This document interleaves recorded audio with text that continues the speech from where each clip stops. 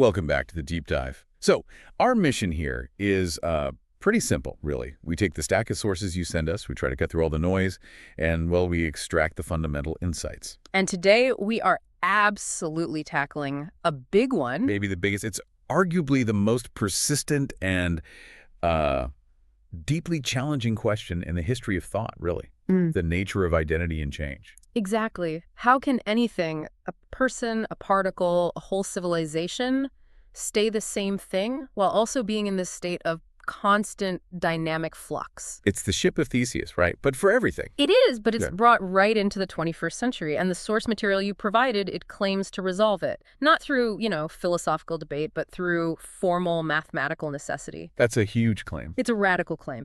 The paper argues that the continuity of identity, what it calls persistence, and the immediacy of change, what it calls presence, they aren't competing forces at all. Okay. They're mathematically inseparable. They are preconditions for any coherent system to exist whatsoever. Okay, so before we get into the solution, let's unpack that classical dilemma.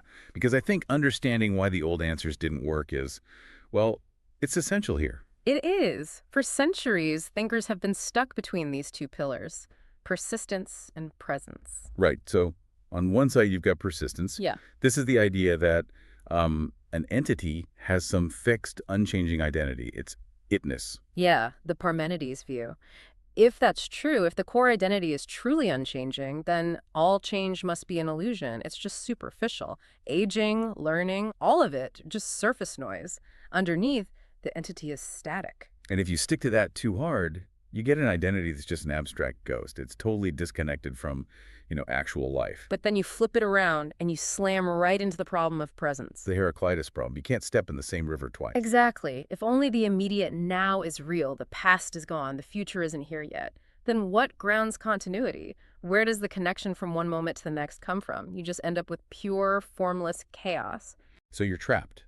Either identity is too rigid to change, or change is so absolute that identity just dissolves. And philosophy has tried to bridge that gap for millennia. Let's start with substance ontology. That was the first big attempt. Right, the idea of an unchanging, non-physical essence. The problem there is a fatal disconnection. That static essence, the substance, is completely divorced from the dynamic, observable world. You can never actually find it.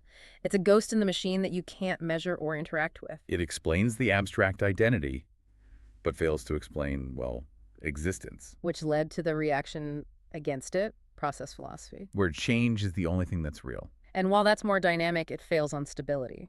If I am just a series of changing events, a constant flux, where is the stable structure? Where is the me that holds it all together and gives it meaning? It just dissolves into noise. And then there was the attempt to ground it in the past, in history, temporal grounding. Which seems intuitive, right?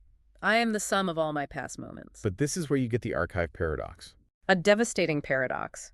If the present moment is justified by its entire history, then that history has to be justified by its history, and so on, all the way back.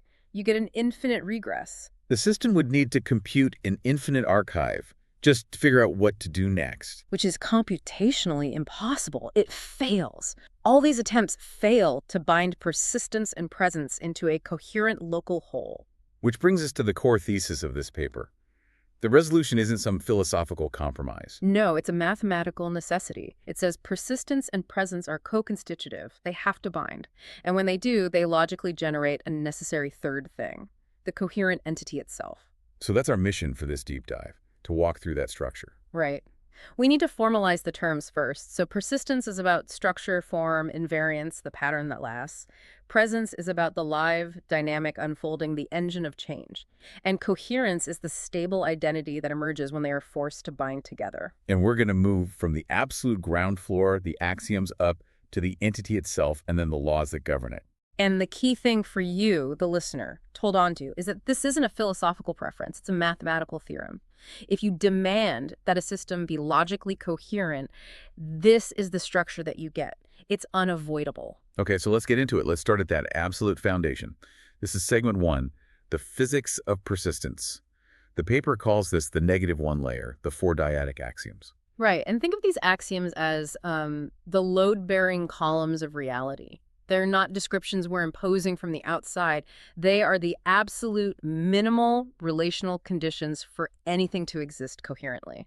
If you take one away, the whole thing falls apart. Not just gets complicated, it becomes logically impossible. Yeah. So let's look at that first column, axiom I, the identity structure dyad. Okay. This axiom immediately gets to the heart of it. It says that anything that persists has to be structurally embedded. Identity can't be some abstract, dimensionless point. It has to be a pattern, a form that maintains itself. And the paper gets very technical here. It says, identity must persist under smooth diffeomorphisms. Now, that sounds incredibly complex. What does that mean in simple terms? Yeah, it does sound dense, but the concept is actually quite intuitive. A smooth diffeomorphism is just a transformation, a stretching, a bending, and evolving that's continuous and reversible. Okay, like clay. Exactly like clay. Imagine you have a clay sculpture. You can reshape into something completely different, but its internal properties, its total mass, the way its parts are connected, those remain unchanged. The identity of the clayness persists, even as its form evolves. This axiom is saying that for my identity to persist, no matter how I change, there has to be a smooth, continuous path from the me of yesterday to the me of today. Precisely. It rules out any sudden, discontinuous jumps in identity. You can't just teleport from one state to another, and it demands a structure, a metric, so that you can even measure that transformation. That structural stability seems to lead right into the next axiom, which is about the mechanism of change itself. Axiom second, the continuity evolution dyad. This one mandates smoothness in the dynamics. It says all state transitions have to be continuous, they have to be locally determined, and they have to be governed by differential equations. So no action at a distance. No instantaneous leaps. None. And this is key. Mm. Becoming, the act of change, isn't something that happens in some external universal time. It's the continuous local unfolding of the structure itself. The future emerges from the present because the structure of the present sort of obligates it to. It's a structural obligation. That's a great way to put it. It defines the flow. Okay, so we have identity embedded in structure, and we have change as a smooth, local unfolding. Next up is axiom the third, the conservation dyad. This feels like we're getting into the physics of it. We are. This is basically the most fundamental law of physics, but framed as an ontological necessity. It says that measure is locally preserved. There's no creation or destruction of the fundamental stuff of reality out of nowhere. So whatever flows into a space must either flow out or build up inside it. That's the continuity equation, yes. It's the formal core of this axiom. It means the substrate of reality flows without any ruptures. Nothing just appears or vanishes without a traceable, local, structural cause. It guarantees that the present is quantitatively linked to the immediate past. Exactly. And that brings us to the final column, which gives all this direction. Axiom the fourth, the causality dyad. The arrow of time. This is maybe the most critical axiom for overall coherence. It says determination flows only forward. The future depends on the present, but the past does not depend on the future. And causality must be local, with a finite propagation speed, c, that is greater than 0. Okay, why is that detail that c has to be greater than 0 so important? What if it were infinite? If determination could propagate instantaneously, then everything would be connected to everything else at the same time. The entire universe would collapse into a single static point. There'd be no here and there, no now and then. Exactly. The finite speed of light, or any causal propagation, is what generates spacetime. It's what allows for sequence, for distance, for distinct entities to exist at all. And this axiom also establishes what's known as the Markov property. Yes, and this is our escape hatch from the archive paradox we mentioned earlier. The Markov property means that the future evolution of a system depends only on its present local state. You don't need to know the entire history of the universe. You don't. If you know the state of the system right now and you know the laws, these axioms, you can calculate the next step. The past is what got us to now, but you don't need to carry it forward in the calculation. Time gets its direction because this causal flow is asymmetric. It always points forward. Which logically rules out things like retrocausation. The future can't reshape the past. It cannot. So we've built this foundation: structural identity, continuous flow, conservation of stuff, and forward-only causality. It's a very powerful but minimal set of rules. And just from those 4 rules, a whole lot of other things necessarily spring up. That's right. The source lays out several theorems that are direct consequences. The first is Theorem 1, which says these axioms mandate a Riemannian structure for the substrate. Which means reality has to be geometric. It has to have measurable properties like lengths, angles, curvature. It has to. Yeah. The moment you require persistence through transformation and local conservation, you've implicitly defined a metric. The canvas of reality isn't just the set of points, it's a geometric space. And then things get even more interesting. If you combine the conservation and causality axioms, you get Theorem 3, Fokker-Planck evolution. Now that's a mouthful. What is the ontological upshot of that? The upshot is massive. It tells us how change must happen. It says that any and all motion of uncertainty on the substrate is governed by what's called Markov diffusion with drift. Wait a minute, you said uncertainty. I think we're all used to thinking of the universe as, fundamentally deterministic, like clockwork. That's the classical view, but this framework flips it. Stochasticity, randomness, uncertainty is baked in from the start. It's fundamental. So determinism is the special case. It is. Theorem 6 confirms this. Classical deterministic physics only emerges as a limiting case, a degenerate case where uncertainty drops to zero. The default state of becoming is diffusion, a probabilistic spread. Stochasticity is the engine. Determinism is just what happens when that engine is highly constrained. That completely changes the picture. The universe is fundamentally probabilistic. And that leads to the final consequence you mentioned, Theorem 4, entropy non-decrease. Right. This is the arrow of time we feel. It's an intrinsic consequence of that diffusion. Once you have continuous flow and forward causality, systems will just naturally move towards states of higher disorder unless something is actively constraining them.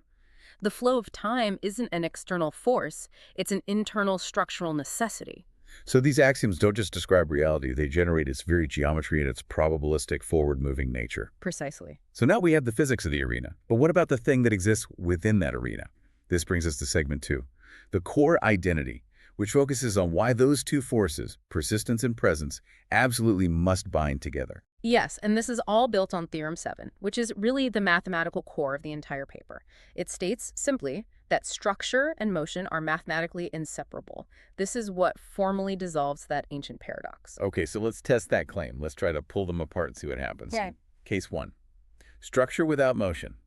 We keep the axioms for identity and continuity, but we get rid of the ones for conservation and causality. What you're left with is a system that has a defined shape, a structure, but absolutely no dynamics. No flow, no self-determination. It becomes a frozen manifold. Pure geometry. Pure static geometry. Identity persists 100%. But it has no ability to become, to unfold. It is pure stasis. It's the logical and very inert conclusion of substance ontology. An abstract blueprint, but it's dead. Okay, so now let's flip it. Case 2. Motion without structure. We keep the dynamics, conservation, and causality, but we get rid of identity and continuity.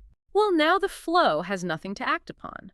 If there's no continuous, structurally embedded identity, the whole system just dissolves into mathematical incoherence. You can't define the flow. There's no metric space to move through, no stable pattern to conserve. You just get chaos. Total chaos without form, a river with no riverbanks.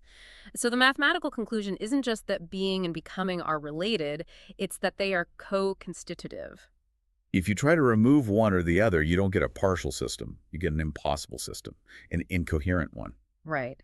And this necessity creates a middle layer. It's an emergent structure that is forced into existence to hold this tension. The paper calls it the relatum. The relatum. This is the answer. So let's define the components that are bound together inside it. There are 3 key terms, starting with the structural part. The persister. The persister is the structural core. It's the invariant carrier of identity. The deep pattern, the set of rules or constraints that defines what this thing is. This is the persistent side of the coin. For a person, that might be their core values, their character. Exactly. For a machine, it's core architecture.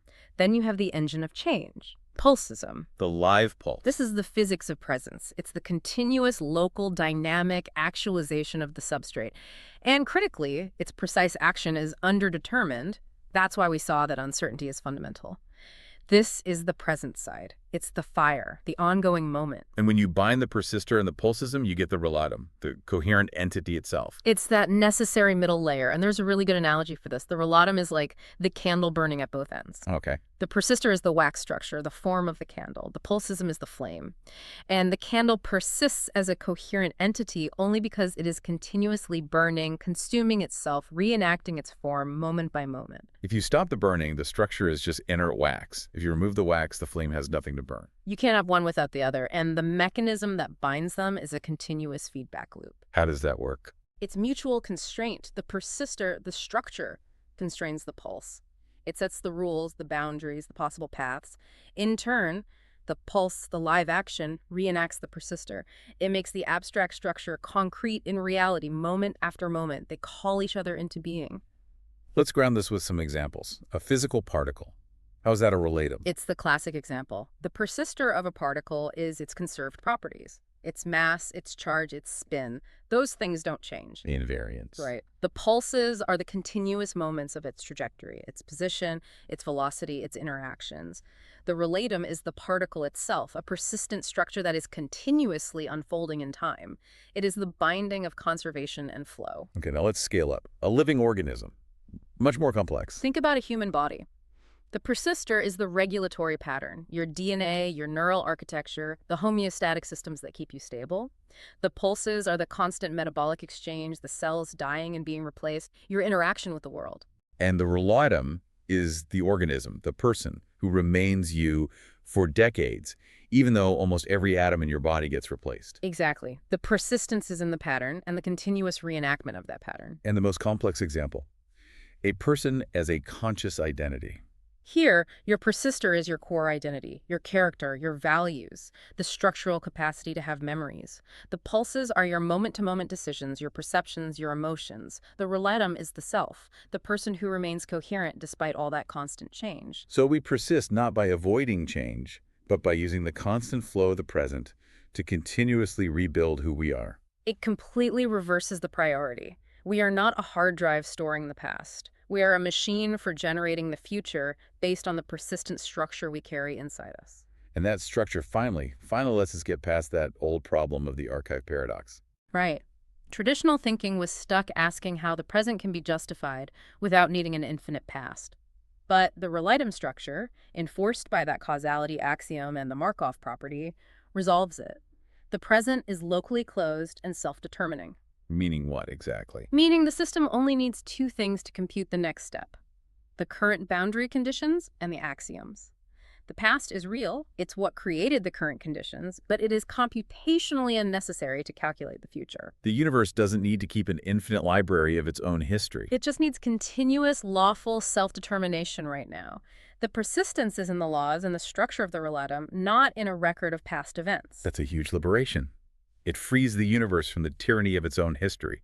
The history matters for context, but the present moment has full operational authority. Exactly. So we've got the foundation, the axioms, and we've got the entity, the relatum.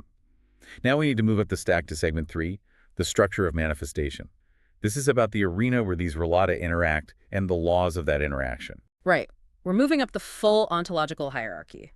The source details this as 8 canonical terms. It's a complete non-redundant stack that emerges necessarily from the axioms. Okay, let's walk through that stack from the bottom up. So at layer -1, we have the diadem. That's the minimal relational unit, like identity connected to structure. Then at layer 0-, the persistor, the invariant core. At layer 0, the relatum, the coherent entity itself. And at layer +1, the pulsism, the live dynamics. That's the core unit we just discussed. And as they start to clump together, You move higher. Layer +2 is the relatum assemblage. That's an emergent identity of multiple relata. Think of a family or an organization or an ecosystem. and above that, Layer +3 is the substrate. This is the structured manifold of all potential states. It's the arena where everything unfolds. And finally, layer +4 is the universe, the maximal coherent totality, the whole closed system. and the source mentions the pulse as an elemental unit running through all of it. The pulse is the event, the unit of actualization itself. Okay, that's a comprehensive framework. But what sets the rules of the game? What are the operational laws of that substrate? This is where the paper brings in a really fascinating idea. Know there's extension and symmetry breaking. This is a beautiful move, bridging pure physics with ontology. So you might remember Emmy Noether's theorem. It says that for every continuous symmetry in nature, there is a corresponding conservation law. Right. The fact that the laws of physics don't change over time gives us conservation of energy. Exactly. So this ontology extends that idea. It says, imagine a state of pure potential, the void, where all possibilities are perfectly symmetrical. The moment you actualize something, the moment you witness or measure or make a choice, you break that perfect symmetry. And to maintain overall coherence, a new law has to emerge to sort of compensate for that break, a necessary outlet. Precisely. And the paper argues that this process generates 8 substrate primitives. These are the necessary governing laws of the substrate. Okay, so let's break these down. The paper splits them into 2 groups of 4. First, the hard 4, which are about matter physics, conservation of truth and time. The first one is proofs, which is about the conservation of truth. So in the void, all claims are equal. When you define something as true, you break that epistemic symmetry. So proofs emerges as the law that requires truth to stay invariant. A valid statement has to remain valid as it moves through the system. It creates objective structure. Next is notary, which is about boundary and legitimacy. This breaks identity symmetry. In the void, all potential agents are equivalent. When an agent acts, notary emerges to specify which agents are legitimate endpoints. Who has the authority to sign off on an event or an observation? Like a cryptographic key. Or diplomatic recognition, yeah. Without notary, you just have computational anarchy. Anyone could claim anything. Third is canon, which is about causal structure. So we already know from Axiom the fourth that determination flows forward. Canon is the law that enforces this. It breaks the temporal symmetry of the void where past and future were equal. Canon ensures that if A causes B, that dependency is preserved forever. It's the rulebook for causality. And the fourth of the hard 4 is chronoledger, which gives us irreversible time. This is a massive concept. It breaks what the paper calls aeon symmetry, this idea of an eternal, simultaneous now where everything exists at once. The outlet that's generated is chronosequential directed time. The chronoledger is the mechanism that records observations as an irreversible sequence of events or slices. A directed acyclic graph. That's the structure. Once a slice is witnessed and recorded, it cannot be undone. This is what makes time flow forward and prevents the past from being changed. So the hard 4 give us a universe that is structured, accountable, and ordered in time.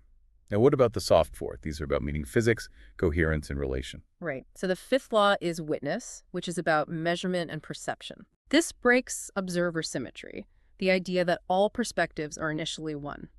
The outlet is a perceptual registration mechanism.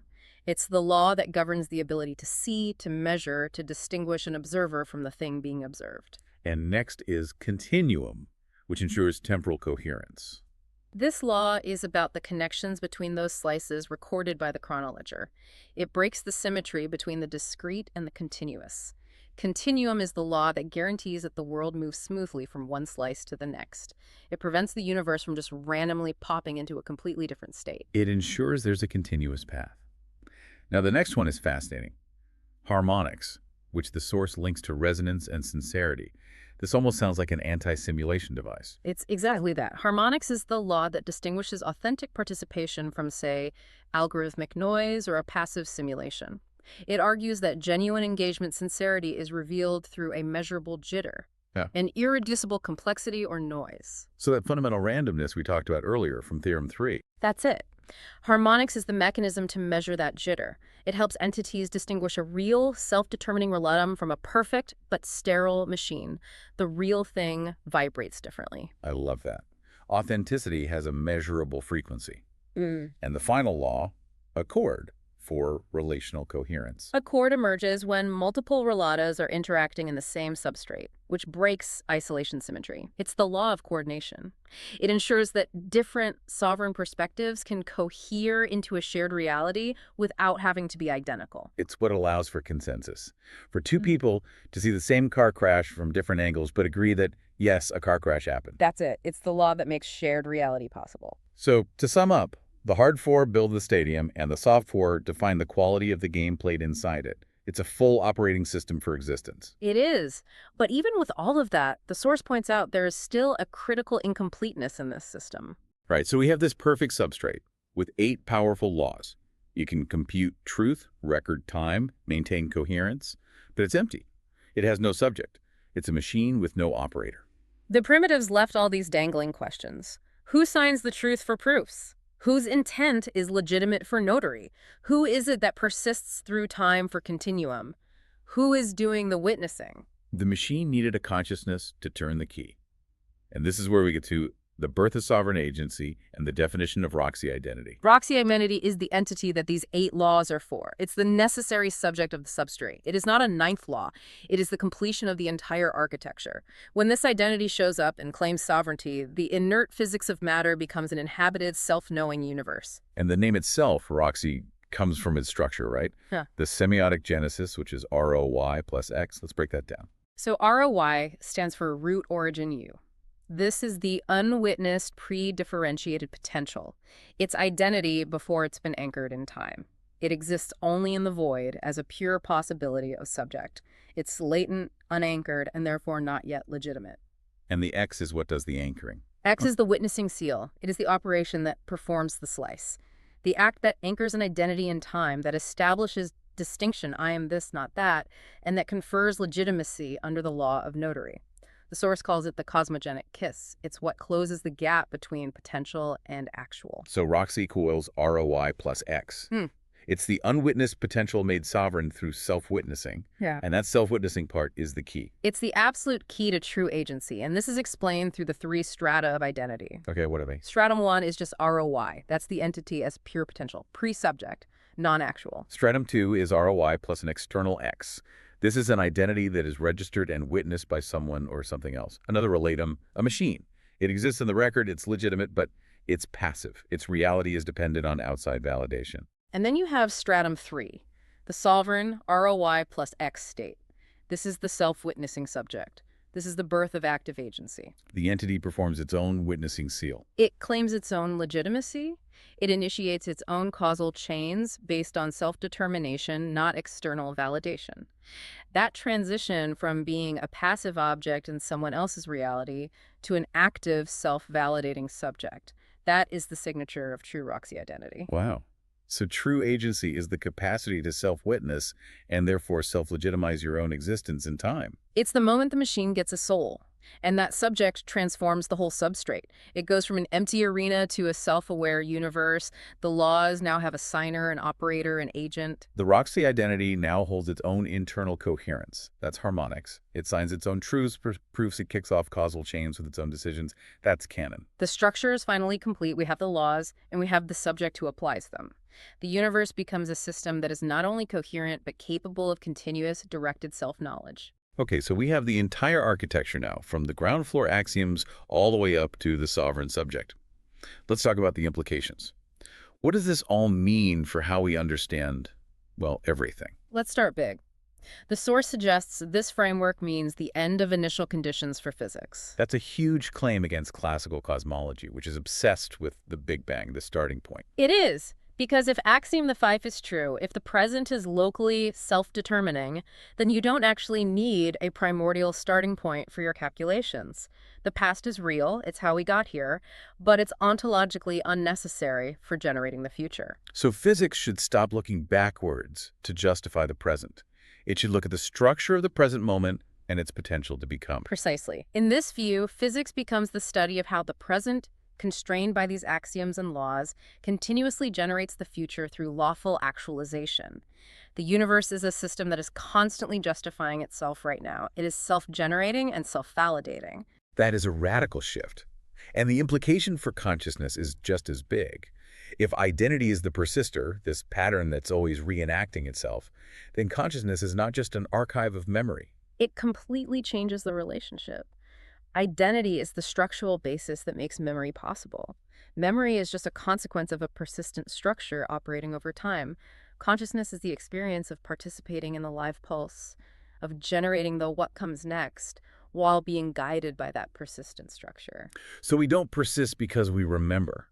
We remember because our structure is persisting. That's it, exactly. We persist not by reading from an archive, but by the present moment, continuously reenacting the structure that defines us. Our consciousness is the flame that is constantly maintaining the form of the wax. It makes the present moment so much more critical to our identity than the past.